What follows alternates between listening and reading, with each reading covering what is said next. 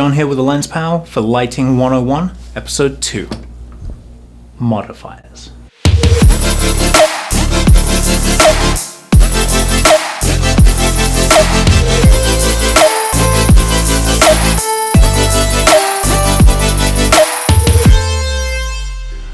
Modifiers, as I mentioned at the end of the last video, allow you to adapt, control, modify, as the name suggests, your light. Being in control of light is what we as photographers and videographers are ultimately all about.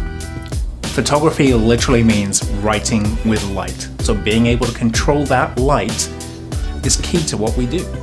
First up, umbrellas.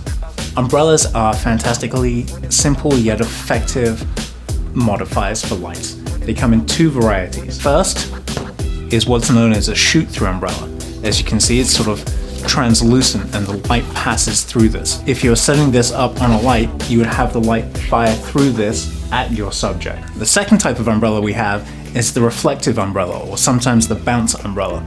As the name suggests, rather than shooting through it, I would actually bounce the light into the umbrella towards you, the subject. You can probably tell that by holding this here, light's coming in, my main light over here, it's coming in, it's hitting this, and it's probably affecting the lighting on this side of my face. The benefit of using an umbrella is they're large, they're soft light modifiers, and they're relatively easy to use. Softboxes are probably the most common type of modifier out there today because they're so absolutely versatile.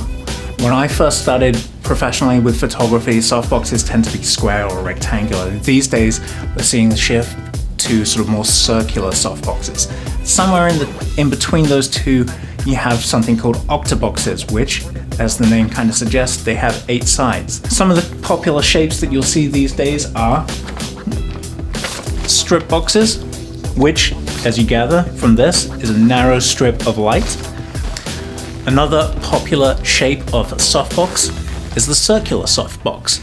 This has become more popular over the last couple of years as it better recreates the light we get from the sun. Lastly, I want to talk about beauty dishes. They're kind of like softboxes in that they're large and they're reflective, but they have this additional piece here that the light bounces off of and then comes back into here before reflecting out.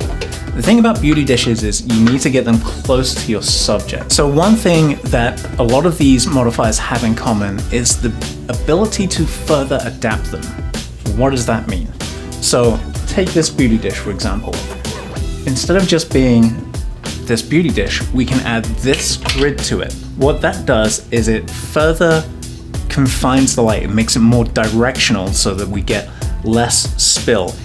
For example, if we just wanted to light up our subject and not the area around them, we might use a grid like this so that we can control where the light goes. Another way to adapt a modifier is by adding diffusion, sometimes called a baffle, to the modifier.